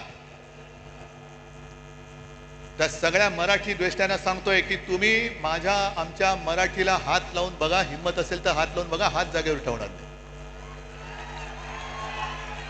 आमचं कोणाशी भांडण नाहीये. काय किती आतापर्यंत मारामाऱ्या झाल्या, आमच्या अंगावरती येऊ नका. जे शिवसेना प्रमुखांनी शिकवलंय, एक तर कोणाच्या अंगावर जायचं नाही, पण कोणी अंगावर हात उचलला तर तो हात जागेवर ठेवायचा नाही. आणि तीच शिकवण घेऊन आम्ही पुढे चाललेलो आहोत. आम्हाला कोणाचं उणं दोणं काढायचं नाहीये. पण विशेषतः मी 2 महत्वाच्या गोष्टी ज्या तुम्हाला सांगितल्या, एक म्हणजे भारतीय जनता पक्षाला मी आज इशारा देतोय की हिंदुत्वावरनं आमच्या अंगावरती येऊ नका. तुमच्या सगळ्या टोप्या घातलेले फोटो मी त्याचं प्रदर्शन लावल्याशिवाय राहणार नाही. एक काहीतरी मोदीजींना विचारा, मोहन भागवतजींना विचारा की हे तुम्ही करताय हे या दिशेने जायचे काय थोतांड आहे. आणि आम्हाला प्रश्न विचारण्याच्या आधी तुम्ही तुमच्या नेत्यांना प्रश्न विचारा की ती पटेंगे तो कटेंगे कधी करायचं आणि राखी कधी बांधायची. एका राज्यामध्ये गोवंश हत्या बंदी, म्हणजे मी पूर्वी बोललोय, याच दसरा मेळाव्यात बोललेलो आहे की महाराष्ट्रामध्ये गोमाता आणि बाजूला जाऊन खाता, हे तुमचं हिंदुत्व. आणि 2-3 वर्षापूर्वी त्या उत्तरेमधल्याच राज्यामध्ये तो आर्यन मिश्रा नावाचा एक पोरगा, 22-23 वर्षाचा पोरगा मित्रांबरोबर चालला होता रात्री. त्याचा पाठलाग करून त्या बोगस तथाकथित गोरक्षकांनी त्याला भर रस्त्यात गोळ्या घालून मारला. त्याने शिक्षा झाली की नाही कोणालाच माहिती नाहीये. पण तुम्ही माणसं मारताय संशयावरनं. गोमांसाची तस्करी करतोय म्हणून तिकडे मारायचं आणि इकडे गोमांस जाऊन खायचं, ही कुठली पद्धत आहे तुमची? जे नॉर्थ ईस्ट आहे, जे किरण रिजिजू आहेत, त्यांनी सुद्धा सांगितले, तिथल्या त्यांच्या प्रदेशाध्यक्षांनी सांगितले की ते त्यांच्या राज्यामध्ये गोमांस खातात. मग ते तुमच्या पक्षात अजून कसे ठेवले? त्यांना काना लात मारून घालून टाकत. त्याच्यामुळे एकदा काय ती व्याख्या ठरवा, चौकट ठरवा. पण तुम्ही हिंदुत्वाचं ढोंग आणि देशभक्तीचं सोंग हे आता सोडा. मी भाजपला प्रेमाने सांगतोय, प्रत्येक वेळेला काय आग पाखड करण्याची गरज आहे अशातला भाग नाही. एक तर नशिबाने तुम्हाला संधी मिळालेली आहे, त्या संधीचं सोनं करा. हा आता सगळा चिखल केला ना, तो चिखल करू नका, कारण ही संधी फार मोठी आहे. ही कोणाला मिळत नाही अशी संधी. आणि त्यावेळेला म्हणजे जनता पार्टीच्या वेळेला शिवसेना प्रमुखांनी काढलेले कार्टून मला आठवते, कारण इंदिरा गांधींनी आणीबाणी लादली होती. अनेक जण तुरुंगात गेले होते. काही जणांनी तुरुंगात जाऊन इंदिरा गांधींनी पत्र सुद्धा लिहिली होती की आता आम्ही तसं करणार नाही, आमची पूर्ण संघटना की तुम्ही म्हणाल तसं आम्ही देशसेवेला वाहून टाकू. हे कोण म्हणाले? जर का सिनियर लोकांना विचारलं, ते पुस्तक आहे माझ्याकडे, ते पत्र पण आहे माझ्याकडे. आणि त्याच्यानंतरच्या निवडणुकीमध्ये देशाने इंदिराजींचा पराभव केला होता. आम्हाला हुकुमशाही नकोय, लोकशाही पाहिजे, जनता पक्ष पाहिजे. मग जयप्रकाश नारायण यांनी पुढाकार घेऊन सगळ्यांना एकत्र केलं होतं. मोरारजी देसाई गुजरातमध्येच जन्मलेले, त्यांना पंतप्रधान केलं आणि 2.5 वर्षात सरकार कोसळलं. तेव्हा बाळासाहेबांनी त्या सुमारास एक कार्टून काढले, त्या फटकारे पुस्तकात आहे. मोरारजी देसाई असे एक उतार दाखवले आहे आणि एक महिला, तिच्यावर लिहिले लोकशाही आणि वरती लिहिले परतीचा प्रवास. कारण ती लोकशाही तिला धरून तेव्हाचे पंतप्रधान मोरारजी देसाई तिला अंधाऱ्या खाईमध्ये घेऊन चालले, लोकशाहीला खाईत घेऊन चाललेले. आणि तेच आहे, व्हायचे तेच झाले. हेकड वृत्तीमुळे जे घडायचे नव्हते तेच परत घडले. मोरारजी पुन्हा लोकशाहीला अंधाऱ्या खाईत घेऊन चालले. तेच चित्र आज मला दिसायला लागलेलं आहे. आणि त्या सगळ्या अंधाऱ्या खाईमध्ये जायचं नसेल तर आपल्या शिवसेनेची मशाल घेऊनच आपल्याला पुढे जावं लागेल. प्रश्न विचारावेच लागतील. जसं मोदींनी 2014 साली केलं होतं चाय पे चर्चा, पहिली तिथूनच सुरू करा. 14 साली चहाची किंमत काय होती आणि आज चहाची किंमत काय, पहिली सुरुवात तिथूनच करा. चाय पे चर्चा. दूध टाकल्यानंतर जीएसटी वाढतोय, साखर टाकल्यानंतर वाढतोय, पाणी काढलं की कमी होतोय, इथून सुरू करा. आणि प्रत्येक टपरीवरती बसून भ्रष्टाचार पे चर्चा सुरू करा. भ्रष्टाचार, यांनी केलेला भ्रष्टाचार. आणि आज महाराष्ट्र सरकारला मी इशारा देतोय की शेतकऱ्याची कर्जमुक्ती लवकर करा. शेतकऱ्याला 50,000 रुपये हेक्टरी लवकर जाहीर करा, नाहीतर मराठवाड्यामध्ये आम्ही रस्त्यावरती उतरल्याशिवाय राहणार नाही. राज्यभर आम्ही आंदोलन करू. मराठवाड्यामध्ये आम्ही सुद्धा लवकरात लवकर एक, जर यांनी जाहीर नाही केलं तर मोठा मोर्चा आपण खैरेसाहेब अंबादास मोर्चा लावायचा. कसे देत नाही, शेतकऱ्याचा हक्क आहे. आणि आंदोलन झालं पाहिजे. जिथे जिथे अन्याय दिसेल त्या अन्यायावरती वार करणं.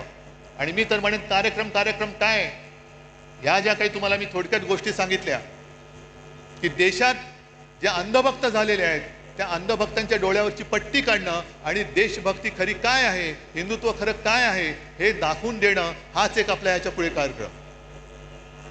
आज तुम्ही सगळेजण इकडे आलात, लांबून आलेला आहात, बाहेर गावातून आलेला आहात.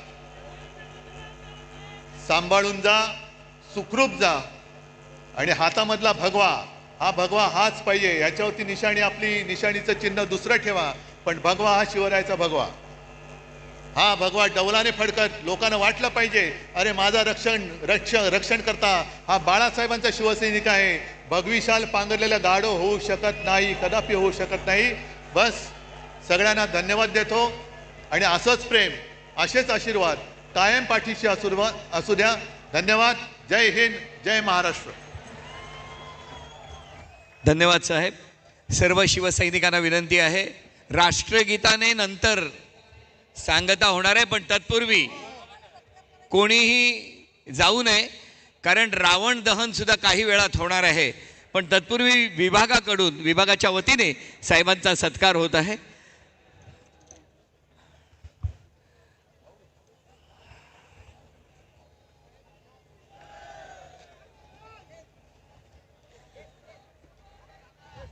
साहेबांचा सत्कार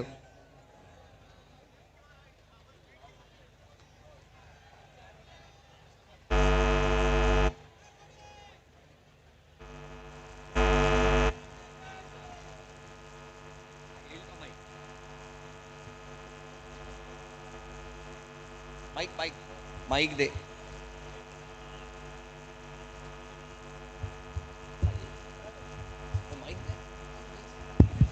चेक चेक.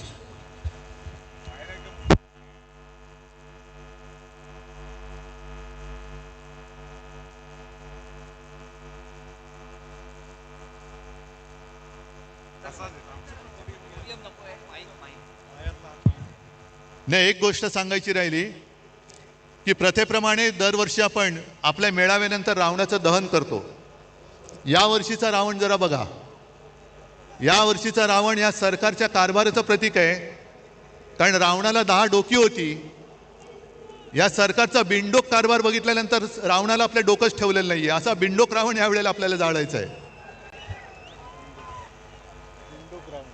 बिंडोक रावण. आणि अशा रावणाचं दहन करण्यापूर्वी साहेबांचा विभागाच्या वतीने सत्कार होत आहे.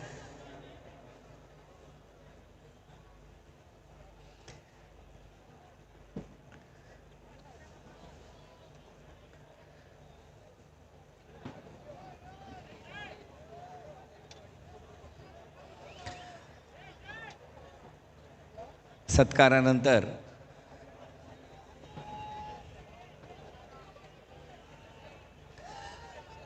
मी सर्वांना विनंती आहे, आपण रावण दहनासाठी सज्ज व्हावं. पारंपरिक दसरा मेळावा या ठिकाणी शिवतीर्थावरती मगाशी शस्त्रपूजन झालं आणि आता रावण दहन होत आहे. रावण दहन.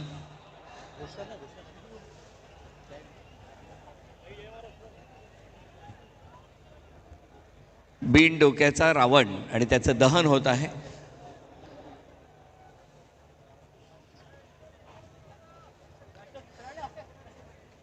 आणि यानंतर राष्ट्रगीताने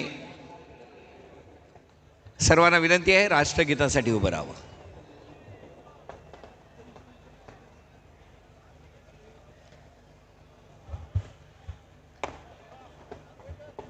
राष्ट्रगीत. जनगण मन अधिनायक जय हे भारत भाग्य विधाता. पंजाब सिंध गुजरात मराठा द्राविड उत्कल बंगा. विंध्य हिमाचल यमुना गंगा उच्चल जलधि तरंगा.